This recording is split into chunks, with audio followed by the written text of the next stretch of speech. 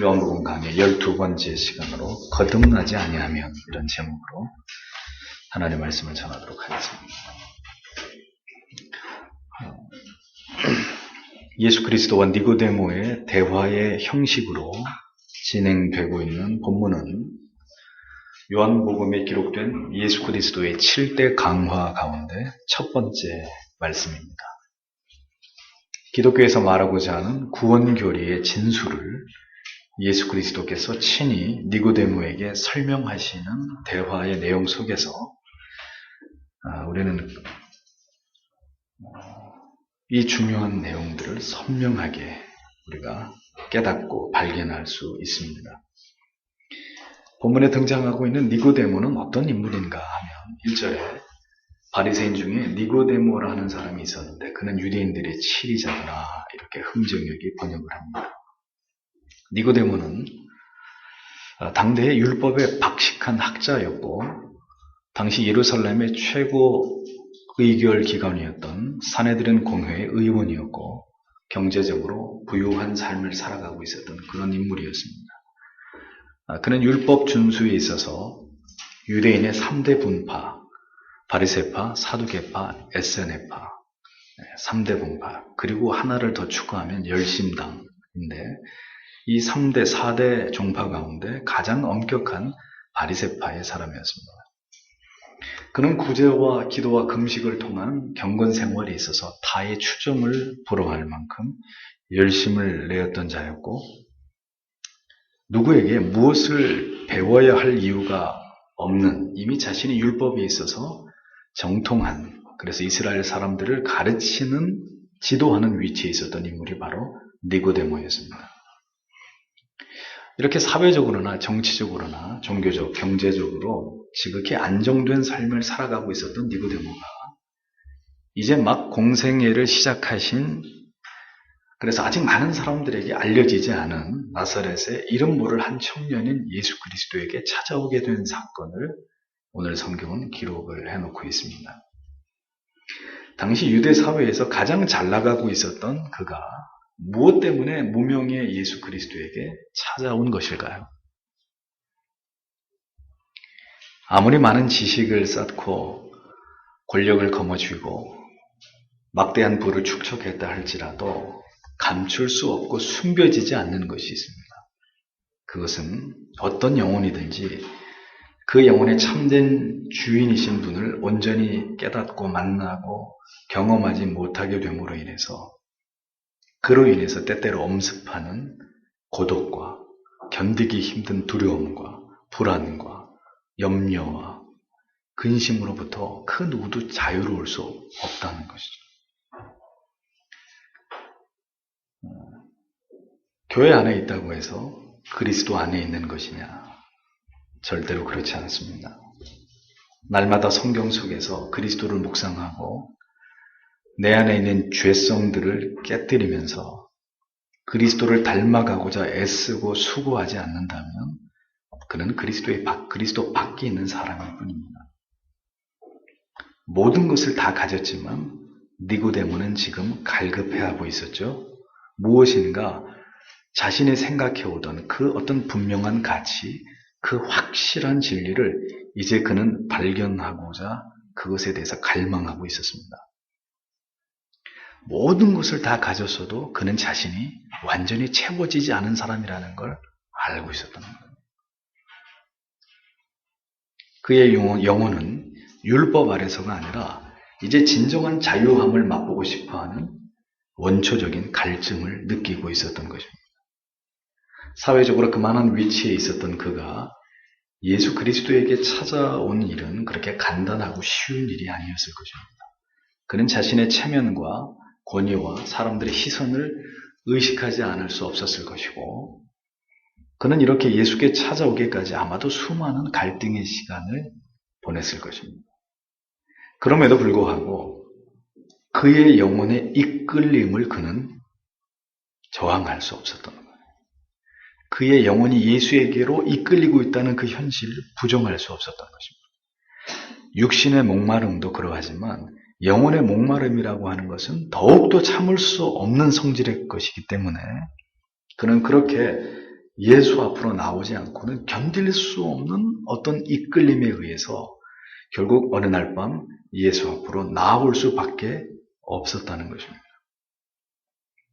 가장 종교적인 사람, 가장 성경에 해박한 지식을 가지고 있었고 정치적으로 사회적으로도 매우 존경을 받고 있는 지도층의 위치에 있었던 니고데모. 그럼에도 불구하고 그는 그 어느 때보다도 간절하게 예수 그리스도를 만나고자 하는 마음으로 그 자신의 영혼의 헐벗고 굶주림의 상태가 지속되고 있다는 걸 깨닫고 그는 그 야밤에 그리스도께로 자명을 했던 것입니다. 2절을 보면 바로 그가 밤에 예수님께 나와 그분께 이르되 랍비여 우리가 당신은 하나님으로부터 오신 선생인 줄 아나이다. 하나님께서 함께하지 아니하시면 당신이 행하시는 이 기적들을 아무도 알 수 없나이다 하며 예수께 나와서 그가 처음으로 한 말을 성경은 이렇게 적고 있습니다. 잘 보십시오. 그가 언제 왔죠? 밤에 찾아왔습니다.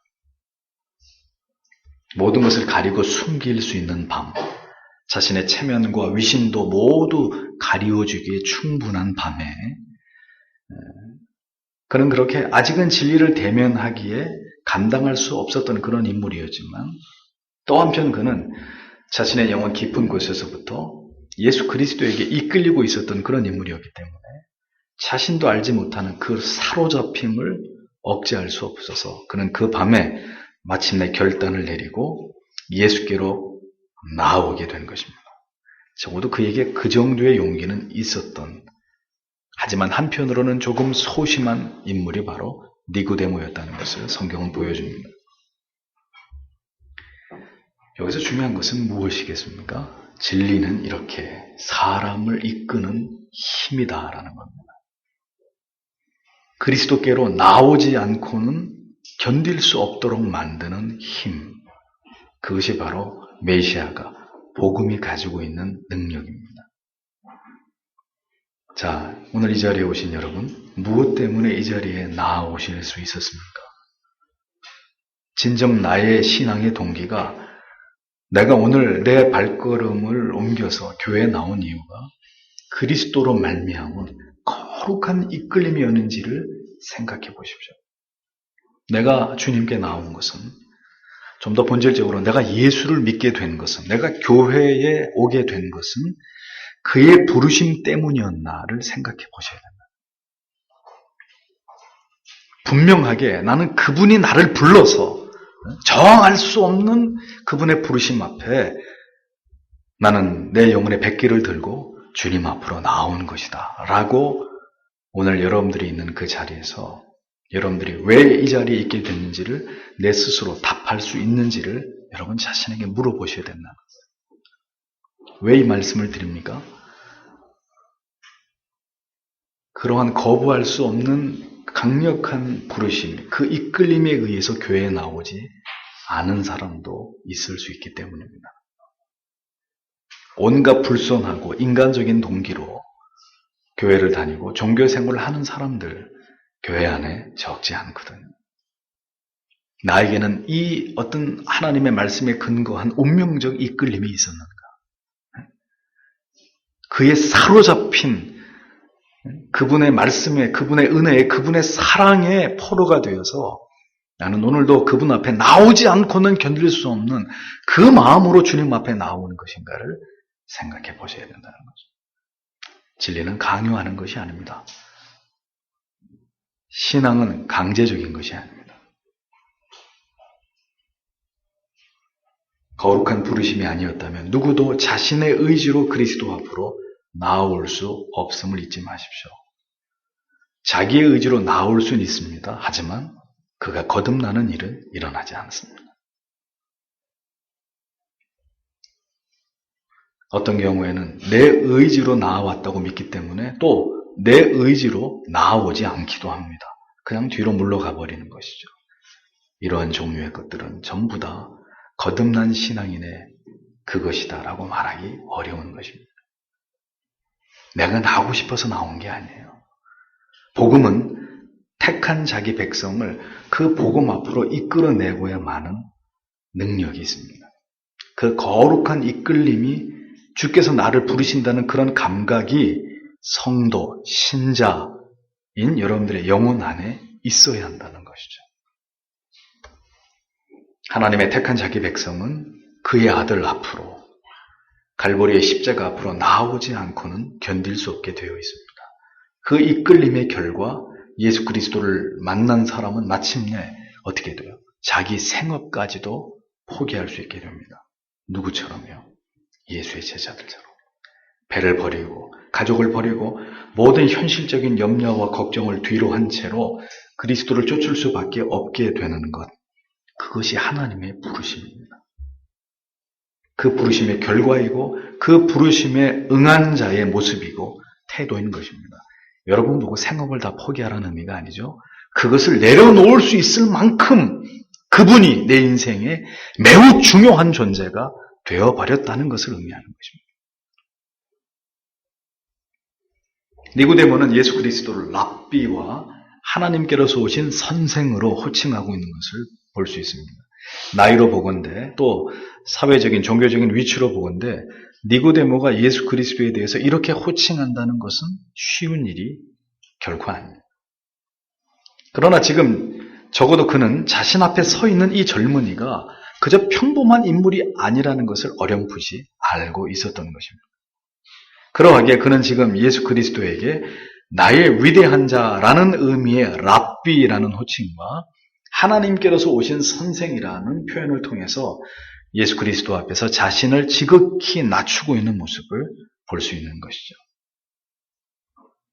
진리에 갈급한 마음으로 참된 도에 허기진 영혼으로 그가 예수께 나아왔지만 예수 그리스도에 대한 그의 지식은 아직 일천한 것이었습니다. 그러하기에 그는 예수 그리스도를 하나님의 아들이라고 호칭하지 않고 그냥 랍비 혹은 하나님께로서 오신 선생 정도로만 부르고 있었다는 것을 알 수 있습니다. 그러니까 그는 아직 예수 그리스도가 메시아이시라는 사실을 아직 알지 못하고 있었다는 이야기죠. 그의 고백 속에서 니고데모는 예수 그리스도를 범상치 않으신 인물로는 인지하고 있음을 알 수 있지만 그 이상 그에게는 예수 그리스도에 대한 아무런 지식이 없었다는 것을 우리가 확인할 수 있는 대목입니다. 보십시오. 많은 시간을 교회 안에 머물러 있었어도 니고데모처럼 예수 그리스도께서 누구이신지 대해서조차도 지극히 단순하고 얄팍한 지식뿐이고 신앙의 기본이 되는 회심과 중생의 문제조차도 해결받지 못한 사람들. 그런 사람들이 교회 안에 적지 않단 말이에요. 놀라운 것은 그들 가운데 대부분은 니고데모처럼 교회 안에 오래 머물렀던 직분자들이고 오래 예수를 믿어왔다고 자부한 자들이란 말입니다. 스스로 바리새인이요 관원이요 대단한 자부심이 있었을지 모르지만 예수께서 보실 때는 전혀 무지한 자에 지나지 않았던 니고데모. 예수님은 그 니고데모의 영혼을 정확하게 꿰뚫어 보고 계셨습니다. 니고데모는 비굴하고 소극적인 인물이었습니다. 자신이 예수 그리스도를 어떻게 생각하는지를 밝히면서 우리가라고 하는 불특정 다수의 입장을 자신이 대변하는 듯한 모습을 보여줍니다. 그래서 자기를 무리 뒤에 숨겨버립니다. 우리라는 말로 자기를 감추고 있는 모습을 보여줍니다. 그가 당당하고 담대한 인물이었다면 우리가 생각하기에라고 말하지 않고 제가 생각하기에는 이라고 당당하게 표현을 했을 것입니다. 자신이 고백하는 말에 대해서 그다지 확신도 자신도 없어 하는 그의 미심쩍어 하는 마음의 상태가 반영된 그런 표현이죠. 진리에 관해서 언제나 내가 알아야 하는 것이 중요합니다. 내가 알아야 돼요. 나를 하나님께 아뢰어야 되고 내 마음과 내 생각과 뜻을 하나님께 고백하는 것이 중요합니다. 다른 사람들이 어떻게 생각하든 그것은 중요한 것이 아닙니다. 다른 사람의 고백이나 다른 사람의 말이나 증언도 중요한 것이 아닙니다. 신앙 안에서는 나의 고백, 내가 생각하는 그리스도, 하나님을 향한 나의 마음만이 중요할 뿐이에요. 절대로 신앙은 우리 뒤에 감출 수 없습니다. 가족 뒤에 감출 수 없습니다. 예수를 잘 믿는 부모님 신앙 뒤에다가 나를 세워둘 수 없습니다. 그런 것은 신앙이 아닙니다. 내가 어떻게 생각하느냐, 내가 예수를, 내가 복음을, 내가 하나님을 어떤 분으로 생각하고 있느냐, 그것이 중요한 것입니다. 그래서 예수께서는 제자들에게 너희는 나를 누구라고 생각하느냐라고 물으시는 것입니다. 다른 사람이 뭐라고 하는 것은 됐고 너희는 그럼 나를 누구라고 생각하느냐 하고 질문하셨던 것입니다. 나를 고백하는 것, 나의 신앙을 고백하는 게 진짜입니다. 그것이 신앙입니다. 개혁주의 신앙을 쫓아가는 것이 개혁주의 신자가 되는 게 아니라 개혁주의 신자가 되는 것이 하나님의 진리를 쫓아가려고 하는 올바른 자세가 되는 거예요. 자신을 고백할 것이 없는 것은 신앙이 아닌 거예요. 예수께서는 자신에게 찾아온 니고데모에게 단도직입적으로 구원의 자격과 조건에 대한 말씀을 시작하십니다. 3절을 보면 예수께서 그에게 응답하여 이르시되 진실로 진실로 내가 네게 이르노니 사람이 다시 태어나지 아니하면 하나님의 왕국을 볼 수 없느니라 하시니라. 이렇게 흠정하게 기록을 합니다.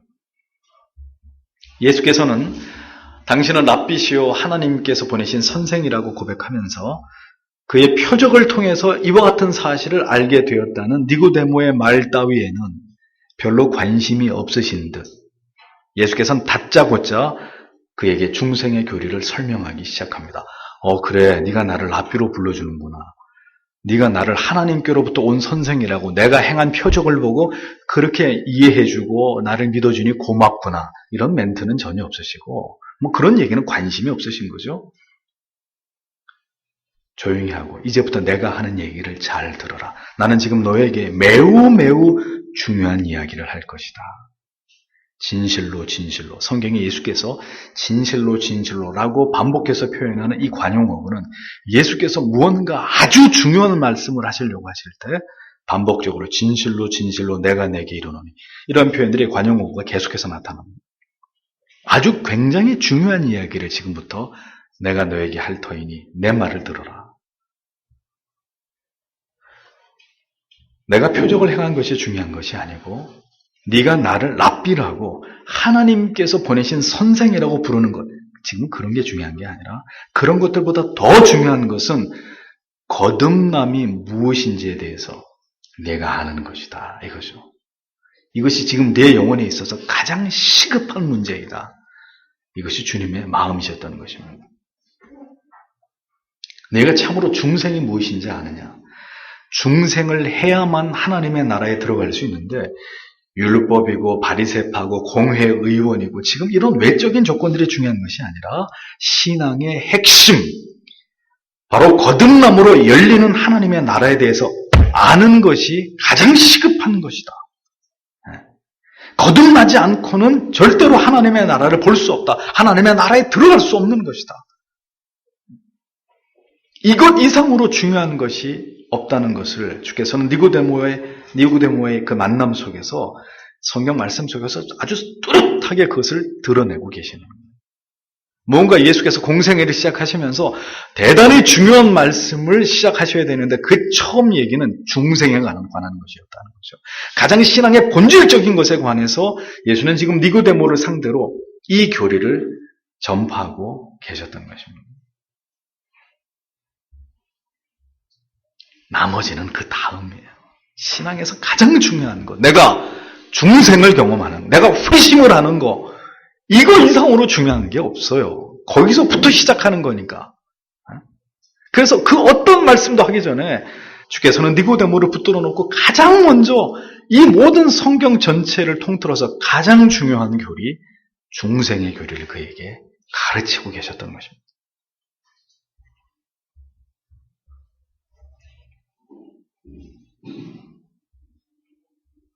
표적을 보고 하나님께서 함께 하시는 자임을 알았다는 이 니고데모의 말에 예수님은 대꾸도 하지 아니하시고 중생을 경험하지 않으면 하나님의 나라를 볼 수 없다 라고 말씀하십니다.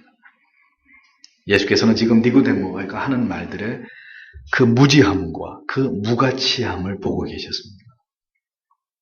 표적을 보고 하나님께서 함께 하시는, 하나님이 보내신 선생이라고 생각하는 그 그것은 네 생각의 자유고 그것은 믿음도 아니고 그것은 진정한 신앙도 아니다. 거듭나야, 진정으로 거듭난 영혼이 되어야 진실로 구원에 이르게 된다는 가장 중요한, 그가 반드시 깨달아야 될 핵심적인 구원의 조건을 예수께서는 말씀하고 계셨던 것입니다. 표적과 체험은 기독교의 신앙에서 본질이 아닙니다. 중요한 것은 진리의 말씀 안에서 구원의 도를 깨닫고 자라가고 성화되어 가야 하는 것, 그것이 기독교의 진정한 신앙입니다. 표적과 체험에만 병적으로 집착하고 거기에 머물러 있는 신앙은 저급하고 유치한 신앙일 따름입니다.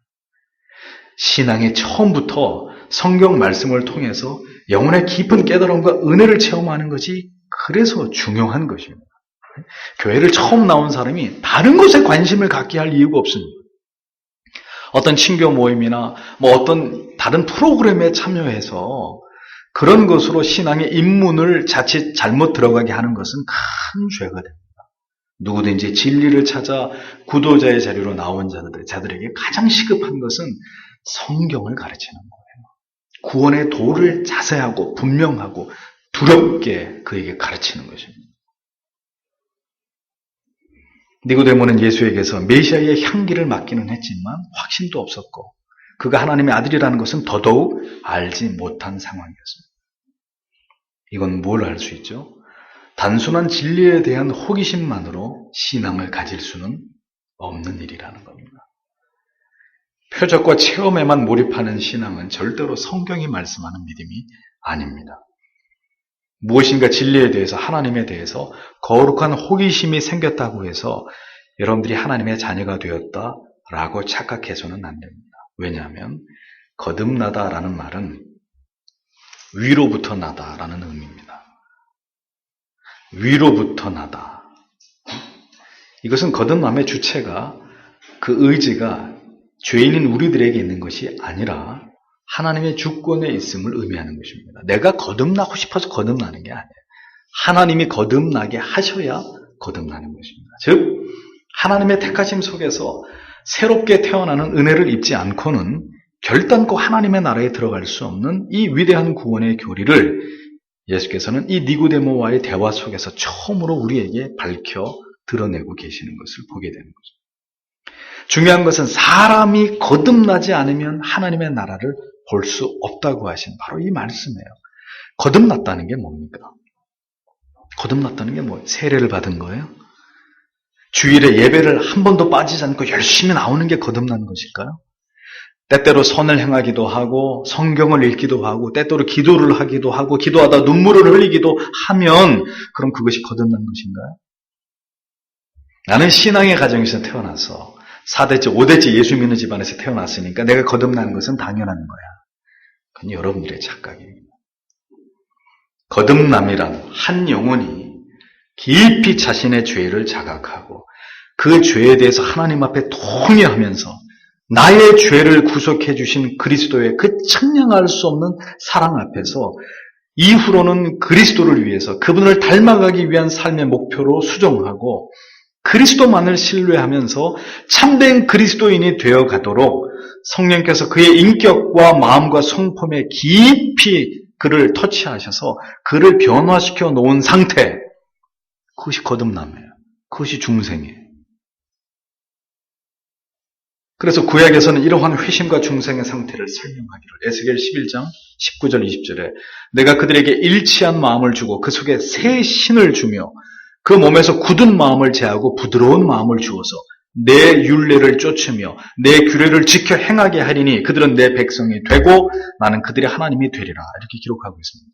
에스겔 36장 26절에서 27절에 이르시기를 또 새 영을 너희에게 주고 새 마음을 너희에게 주되 너희 육신에서 굳은 마음을 제하고 부드러운 마음을 줄 것이며 또 내 신을 너희 속에 두어 너희로 내 율례를 행하게 하리니 너희가 내 규례를 지켜 행할지니라. 반복적으로 에스겔 11장에도 36장에도 구약에서 중생이 무엇인지를 가르치는 중요한 구절로서 이 두 구절의 말씀을 우리는 기억해야 합니다. 신약으로 넘어가 볼까요? 사도행전 3장 19절에 회개와 돌이킴이라는 표현을 가지고 중생을 설명하고 로마서 6장 13절에서는 죽은 자 가운데서 다시 산 자라는 표현으로 설명하고 고린도후서 5장 17절에는 새로운 피조물이라는 단어로 설명을 하고 골로새서 3장 9절에서는 옛사람과 그의 행위를 벗어버리고 새 삶을 입었다라는 표현으로 거듭남을 설명하고 있습니다. 이 외에도 성경의 여러 곳에서 거듭남의 상태에 관한 말씀들을 기록해 놓고 있습니다. 왜? 무엇 때문에? 무엇 때문에 성경은 이렇게 집요하게 구약과 신약에 걸쳐서 이 중생의 문제를, 회심의 문제를 반복적으로 다른 표현으로 계속해서 강조하고 표현하고 있는 것일까요? 거듭남이 없으면, 회심을 경험하지 않으면 결단코 구원에 이를 수 없기 때문입니다. 그래서 청교도들은 하나님께서 한 영혼을 거듭남으로 이끄시는 과정에서 다음과 같은 과정이 나타난다라고 보았습니다. 이것을 일컬어서 바로 구원의 예비적 단계라고 말하는데, 죄송한 얘기지만 오늘 대한민국의 장로교, 다른 교단은 제껴놓고 장로교 안에서도 구원에 관한 이 예비적 단계에 대해서 설교하는 교회는 거의 없습니다. 아마 이 얘기를 이 자리에서 처음 들어보는 분도 계실 거예요. 그러나 분명히 청교도들은 하나님의 말씀 속에서 구원의 예비적 단계가 있다는 사실을 밝혀냈습니다. 먼저는 조명하심이 있다는 거예요. 어느 날 자신을 돌아보면서 더 이상 내가 이렇게 살아서는 안 되겠다.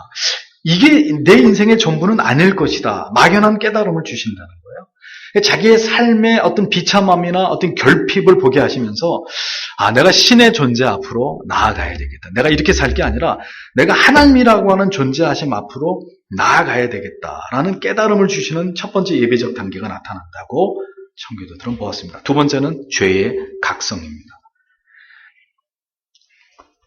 내가 용서받을 수 없는 죄인의 모습으로 내가 지금까지 죄악 가운데 살았구나 라는 사실을 알게 하신다는 거예요. 세 번째는 우리의 양심을 각성케 하셔서 하나님을 향한 두려운 마음과 또 한편 하나님에 대한 그 사랑의 이끌림으로 결국은 중생과 회심으로 나아갈 수 있도록 우리의 마음을 그렇게 하나님께서 움직이신다는 것입니다. 예수 그리스도 이외에는 결코 소망이 없음을 발견하게 해서 온전한 예수 그리스도의 사람이 되게 하시는 이 모든 과정들을 하나님께서 구원받기로 예정된 택자 안에서 그렇게 관여하신다. 청교도들은 그렇게 보았습니다. 중요한 것은 이 거듭남을 설명함에 있어서 정말 대단히 중요한 것은 중생과 회심이 일어나기 전까지의 과정은 아직 구원받은 단계가 아닌 구원의 예비적 단계라고 정확하게 구별하고 있다는 점입니다. 그래서 심지어 청교도 교회에서는 거듭난 사람들이 앉을 수 있는 좌석이 따로 있었고 저 뒤에 울타리를 쳐놓고 회심하지 않은 사람들은 저 울타리 뒤에 예배당 안에서도 자리를 구획을 정해놓고 아직 회심하지 않은 사람들이 앉는 자리를 별도로 마련해 놓았습니다. 그래서 예배는 거듭난 하나님의 자녀들만이 하나님께 드리는 구별된 행위라는 것을 분명하게 드러냈습니다. 그래서 저 울타리 밖에 있는 사람들 가운데 명백히 회심했다고 하는 증거가 나타남을 목회자가 확인했을 때 그 다음에 다시 그 교회 정회원, 성도의 자리로 불러들여서 예배에 참여시키는. 그럼 저 뒤에 있는 사람들은 뭐냐? 예배를 이렇게 구경하는 사람들. 저렇게 예배를 드리는 것이로구나. 그렇게까지 엄격하게 구원의 문제를 다루었다는 것입니다.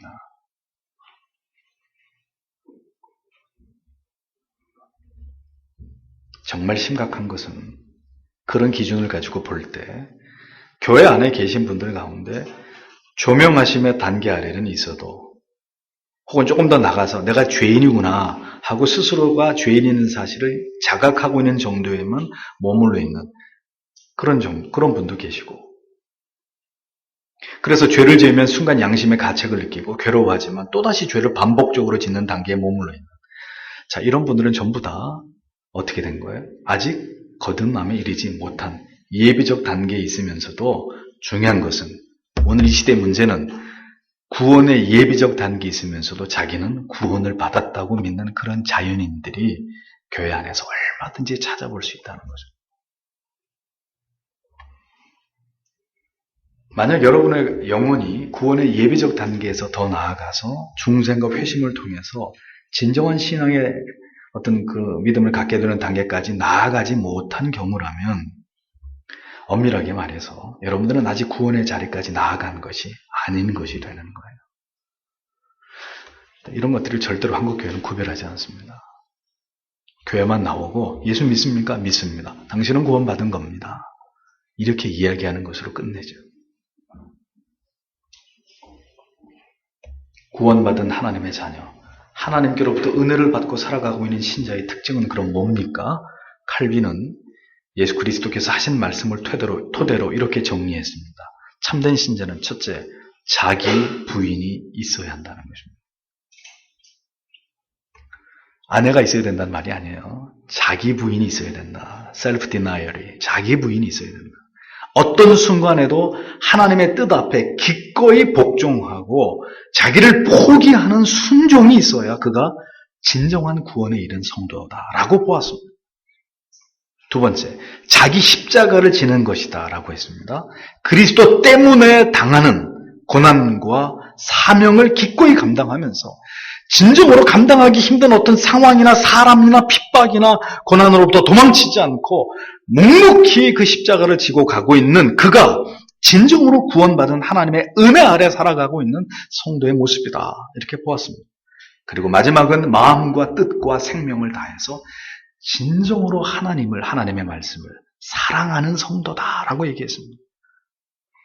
결국은 하나님을 위해서 자기 생명까지도 내어놓을 수 있는 그런 믿음을 가진 성도가 진정으로 구원받은 하나님의 은혜 아래 거하고 있는 성도다라고 칼빈은 그렇게 얘기했습니다. 그것이 진정으로 하나님의 은혜 가운데 있는 구원받은 참된 신자의 표지라는 것입니다. 성도 여러분, 거듭남은 그런 것입니다. 그렇게 간단한 문제가 아니라는 거예요. 거듭난 삶, 회심을 경험하고 그리스도를 신앙하는 삶은 거기까지를 의미한다고 성경은 우리에게 분명하게 말씀해주고 있습니다. 구원이 무엇인지조차 알지 못하는 바리새인에게 주께서는 지금 거듭남을 설명하십니다. 거듭나지 않으면 하나님의 나라를 볼 수 없다. 구원에 대한 초보적인 지식을 가진 바리새인, 그는 거듭남에 대해서 구원에 대해서 실상은 아무것도 알지 못하고 있었던 그런 자에 불과했습니다. 중생의 개념을 전혀 이해하지 못하고 있었습니다. 율법 교사고 당대 최고의 경건을 자랑하는 바리새인이었는데도 하나님에 대해서 아는 지식으로 따지면 이 사람을 능가할 사람들이 없을 만큼 대단한 성경적 지식을 가지고 있었는데도 예수님이 볼 때는 너는 아직 거듭나지 않은 자이다. 단언하건대 지금도 이런 신자들이, 아니 교인들이 적지 않다고 저는 믿습니다. 전혀 진리에 대해서, 하나님에 대해서, 교회에 대해서, 예배가 무엇인지에 대해서, 직분에 대해서 아무것도 아는 것이 없는 자들.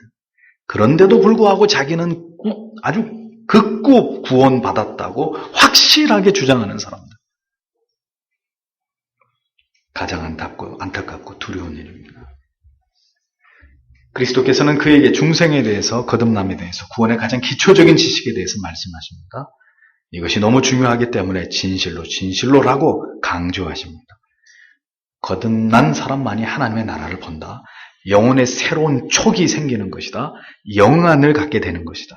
눈으로 볼 수 없는 나라를, 볼 수 없는 실체를 느끼는 그러한 신앙으로 들어가게 되는 것이다. 하나님의 살아 역사하심을, 그가 나를 사랑하신다는 것을 깨닫고 체험하게 되는 것이다. 그것이 거듭난 신자이다. 이런 근본적 변화가 있어야 그것이 구원이고 중생인 것이다. 그렇게 이야기하고 있는 것입니다. 구원의 문제가 간단한 것입니까? 정신을 똑바로 차려야 됩니다. 예수께서 이 중대한 거듭남에 관해서 말씀하시는데, 자, 니고데모의 대답을 들어보겠습니다. 4절에 니고데모가 그분께 이르되 사람이 늙으면 어떻게 태어날 수 있나이까? 그가 자기 어머니 태에 두 번째 들어갔다가 태어날 수 있나이까 하매 라고 기록합니다. 니고데모의 질문의 내용을 보십시오. 당대 가장 으뜸인 종교인들로 칭송받았던 바리새인이고 유대 최고 회의의 지도회원이라 할지라도 자, 니고데모의 신앙 속에는 가장 기본적인 구원의 중생의 의미조차도 정확하게 그는 알지 못하고 있었다는 것을 알게 됩니다. 하나님의 말씀을 그렇게 많이 연구했어도 그 의미를 전혀 이해하지 못했던 것이죠. 그런 가운데 그들은 고도의 위선과 가식적인 종교의 생활로 일관하면서 하나님의 뜻을 거스르고 있었던 사람들이었다는 것. 교회 안에 오래 신앙생활을 하고 직분을 가진 분들 중에 위선자들이 많이 있습니다. 그래서 청교도들은 교회 안에 세 부류의 사람이 있다고 보았습니다. 믿음이 강한 자, 믿음이 약한 자. 세 번째는 누굴까요? 바로 구원받은 채, 예수를 잘 믿는 채, 거룩한 채 하는 위선자. 이 세 부류가 항상 교회 안에 머물고 있다라고 청교도들은 이해했습니다.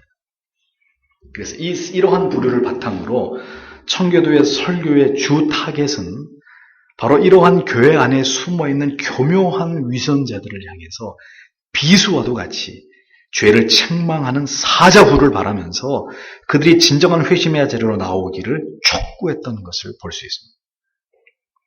죄를 깨닫게 하시는 준엄한 말씀을 통해서만 믿음이 연약한 자는 반드시 하나님께서 그들의 믿음을 강하게 하시리라고 믿었고, 믿음이 강한 자는 이 강력한 말씀을 통해 더 그 영혼이 그 믿음이 겸비케 되는 은혜가 이 강력한 말씀을 통해서 증거되리라고 믿었고, 세 번째, 청교도 설교자들의 주된 공격의 대상은 바로 교회 안에 있었던 위선자들이란 말이에요. 위선자들. 구원받은 척하고 있는 사람들.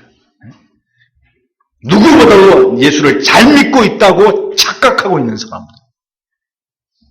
맹렬하게 그들의 영혼을 이 말씀의 타겟으로 삼고 그야말로 거침없이 하나님의 말씀을 던져서 그 위선의 껍질을 확 벗겨내려고 안간힘을 다했던 것이 바로 청교도 설교자들이었습니다. 왜 주님께서 당시의 종교적인 지도자들을 그렇게 미워하셨을까요? 이 회칠한 무덤 같은 인생들아, 이 독사의 자식들아, 왜 주님께서 그렇게 그들을 비난하셨을까요?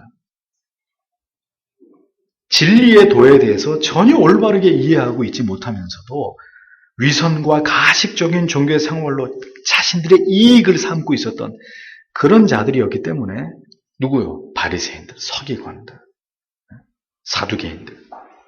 그래서 예수님은 아주 원색적으로 그 종교 지도자들을 향해서 신랄하게 비난하시고 그들을 비판하셨던 것이죠. 정신 차리라 이거죠.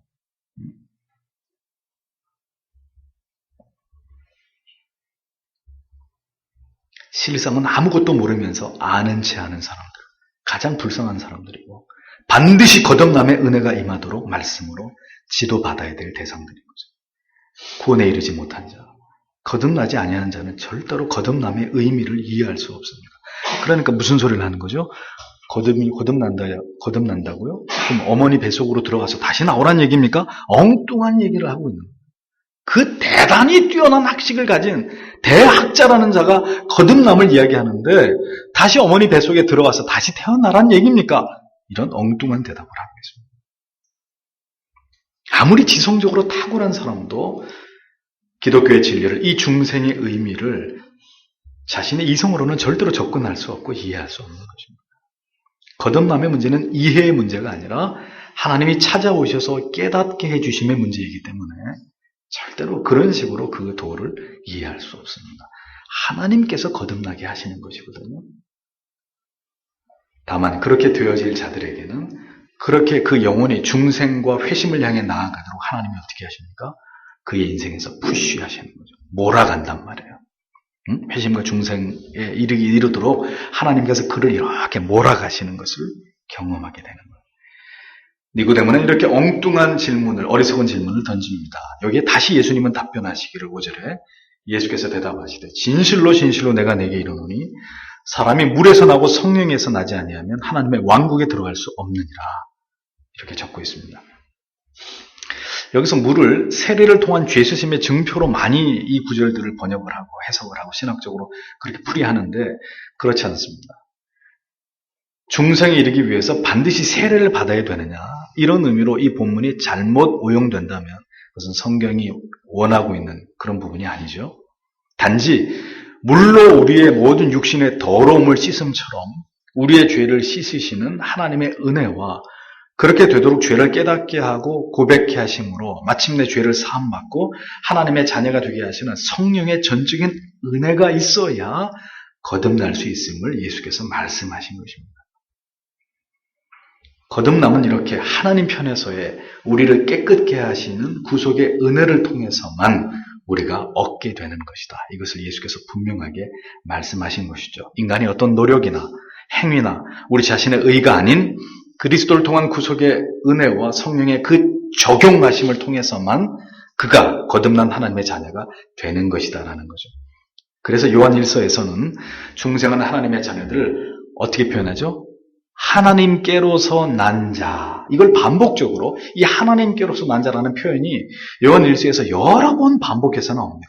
요한 1서 3장 9절에 하나님께로서 난 자마다 죄를 짓지 아니하나니 이는 하나님의 씨가 그의 속에 거하며 저도 범죄치 못하는 것은 하나님께로서 났음이니라. 이 구절부터 시작해서 계속해서 하나님께로서 난 자의 특징들이 요한 1, 2, 3서에 열거되고 있습니다.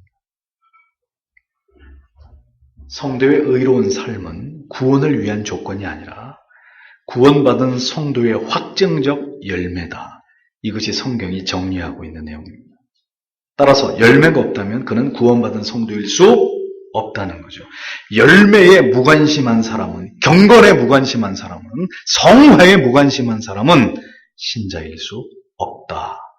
이것이 야고보 사도가 일관되게 강조하고 있는 행함과 신앙의 관계성입니다. 주님께서는 이어서 말씀하십니다. 6절에 육에서 난 것은 육이요 성령에서 난 것은 영이니 내가 네게 이르기를 너희가 반드시 다시 태어나야 하리라 한 것에 놀라지 말라. 이렇게 말씀합니다. 무슨 뜻이죠? 육에서 나온 것은 육을 위할 뿐이라는 것이죠. 아무 이득이 없다는 거죠. 육적인 것을 추구하면 육적인 것만을 얻게 될 뿐, 육의 것, 타락한 죄에 속한 것을 우리가 즐길 뿐이지 그것으로는 하나님을 기쁘시게 할 수 없다는 것입니다. 육신을 따라 살아가는 자들이 신령한 열매를 맺을 수 없듯이 성령에 의해서 거듭난 자라야 성령의 은혜 아래에 있는 성령의 신령한 열매를 맺어갈 수 있는 거듭난 신자인 것이다 라고 성경이 말씀하고 있습니다. 영에 속한 자들은 성령의 일을 도모하고 육에 속한 자들은 그래서 언제나 육의 일을 도모하면서 살아가는 거예요. 그러다 가끔씩 영의 일을 도모하는 척하다가 다시 육으로 돌아가 버리죠. 왜요? 거듭난 사람이 아니거든.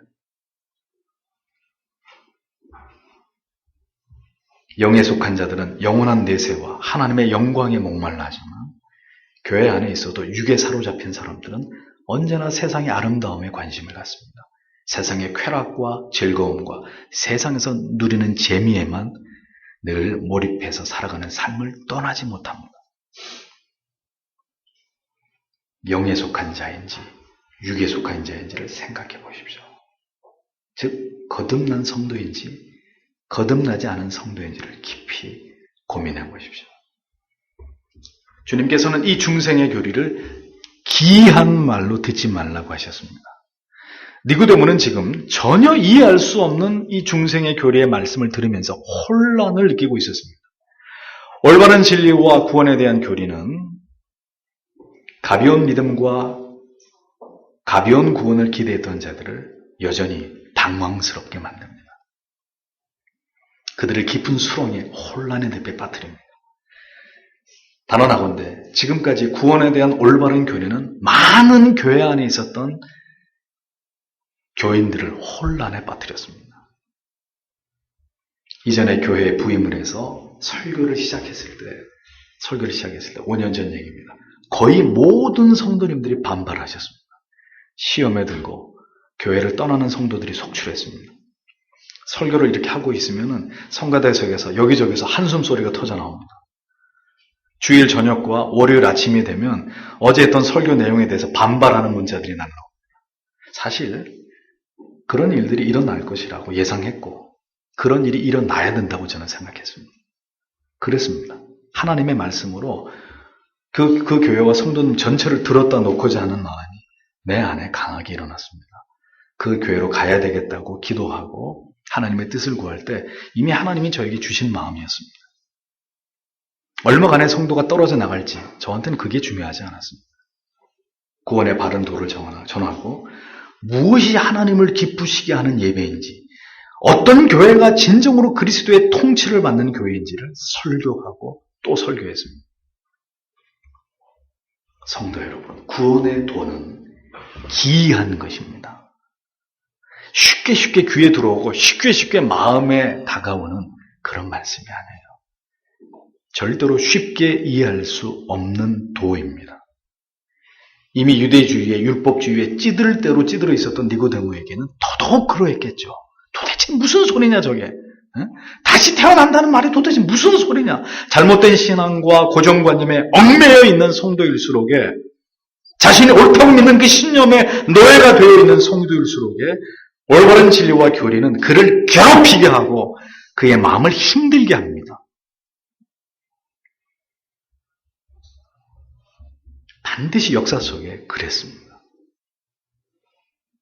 부흥이 일어나서 이게 하나님이 주신 부흥이라고 생각하는데 조나단 에드워즈는 신앙 감정론을 써서 찬물을 끼얹어 버리죠. 당신들이 얘기하는 건 부흥이 아니에요.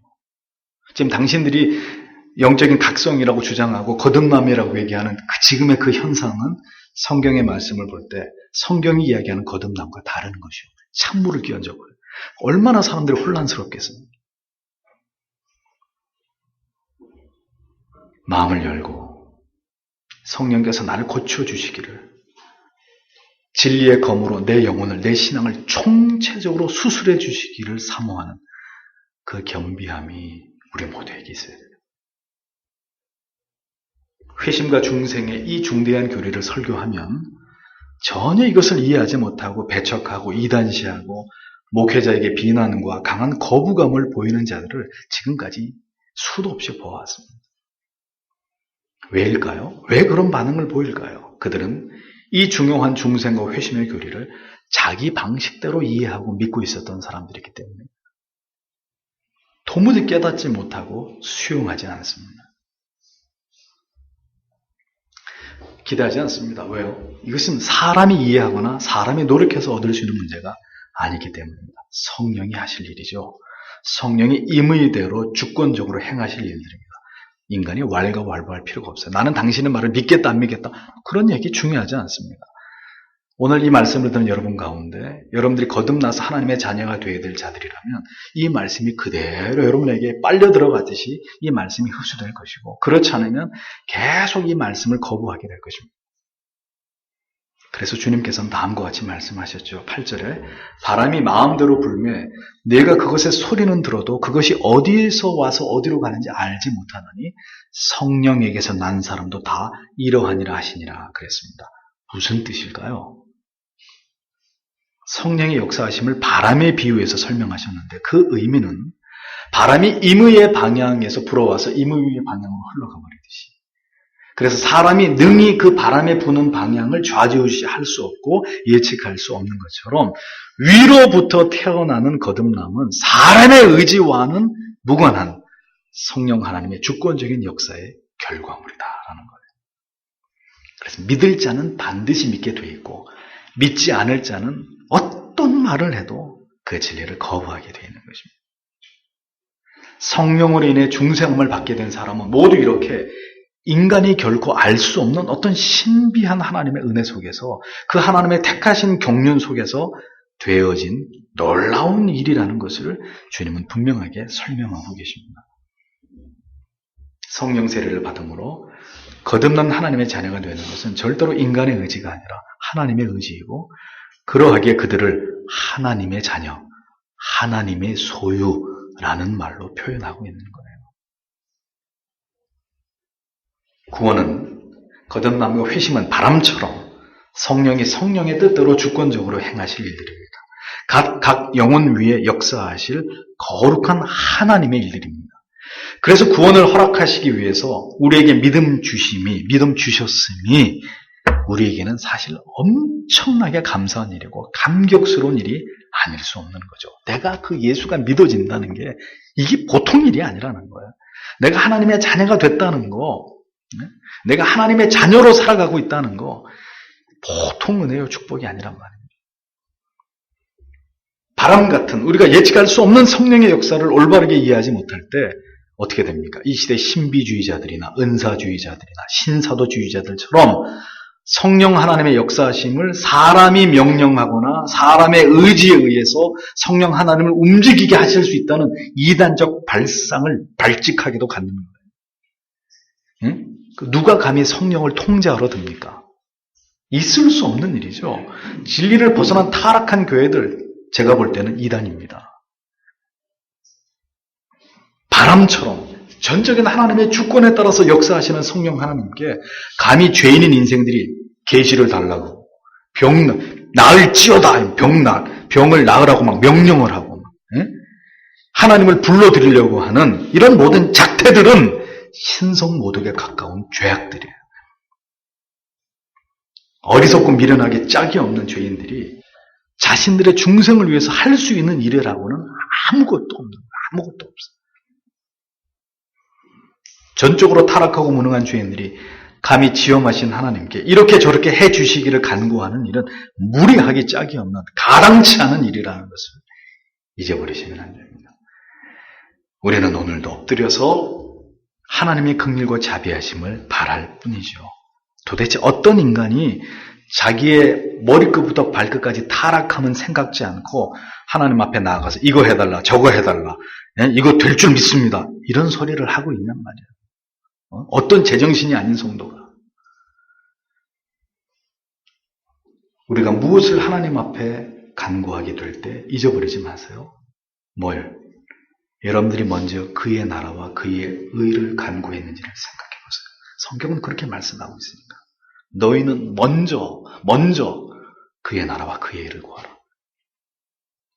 주기도문의 순서 속에서 하나님께 구하는 그 귀중한 기도의 제목들이 내 기도 앞에 선행되었는지를 생각해 보세요. 그 하나님의 영광을 향한 기도의 제목들이 내 기도의 앞에 가득 채워졌었는지를 생각해 보고 그 다음에 내 기도를 하란 말이에요. 그게 하나님이 원하시는 기도지. 기도하라 그러는가 맨날 이거 해주세요 저거 해주세요 100번 1000번을 해도 하나님께 상달되지 않는 기도란 말이에요. 하나님께서 이거 달라 그러면 이거 주고 저거 달라 그러면 저거 주고 하나님이 무슨 자판기입니까? 우리의 무지의 소치인 것이죠. 예수 그리스도께서는 니고데모에게 자신이 이 세상에 오신 이유를 설명하셨습니다. 그것은 바로 모든 죄인들을 거듭나게 해서 구원에 이르게 하기 위함입니다. 니고데모의 대화 속에서 그것이 드러나고 있습니다. 사실 니고데모의 관심은 그것이 아니었을지라도 주께서는 중생에 대해서 아무것도 알지 못하는 가련한 한 영혼을 상대하시면서 인생에서 가장 중요한 것이 무엇인지를 설명하시고 깨닫게 하시기 위해서 노력하고 계셨던 모습을 우리는 오늘 성경을 통해서 보는 것입니다. 구원은 그런 것입니다. 모두가 하나님의 계획이고 하나님의 주권적인 역사의 결과물입니다. 인간은 철저하게 이 위대한 계획에서 배제되었다는 것을 잊어버리지 마세요. 우리는 우리 자신이 구원받은 하나님의 자녀인지 알지 못합니다. 그러므로 그럼 어떡합니까, 목사님? 아무것도 안 하고 그냥 손 놓고 이렇게 살아가면 되는 겁니까? 그럼 뭘 어떻게 하라는 겁니까? 우리에게 말씀해 드릴게요. 우리는 우리 자신이 구원받은 자녀인지 알 수 없어요. 물론 때때로 성령께서 인쳐주시는 은혜가 있기 때문에 우리가 이 구원의 확신을 갱신해 가기도 하지만 만약 여러분들이 어떤 심각한 죄 가운데 빠지게 될라 치면 분명히 여러분 가운데 그렇게 예수를 잘 믿었던 분도 저를 붙들고 얘기할 거예요. 목사님, 제가 구원받았는지 모르겠습니다. 그게 인간의 모습이거든요. 그렇기 때문에 성경은 곳곳에서 우리에게 얘기합니다. 어떻게 해요? 겸손하게 하나님께 구하면서 언제나 구원의 문제를 완료형이 아닌 미완료형 내지는 진행형으로 두고 하나님 앞에서 겸비하게 낮아진 마음으로 하나님을 신앙하고 은혜 베풀어 주시기를 간절히 구하는 자들이 되어야 된다고 이야기하는 것입니다. 사도 바울이 계속해서 그의 서신서 가운데 이 구원의 문제를 이렇게 다루고 있는 이유가 바로 그것 때문이에요. 구원이 하나님의 주권임은 알지만 거듭남과 회심을 위해서 기도하고 그 거듭남과 회심을 얻었다면 그 은혜의 자리에서 미끄러지지 않기 위해서 경건에 진력하는 삶을 살아가는 사람이 구원받은 성도다라는 것입니다. 표적도 은사도 체험도 그 어떤 종교적인 전통이나 관습도 거듭남을 회심을 경험하는 것 그 이상이 될 수는 없는 것입니다.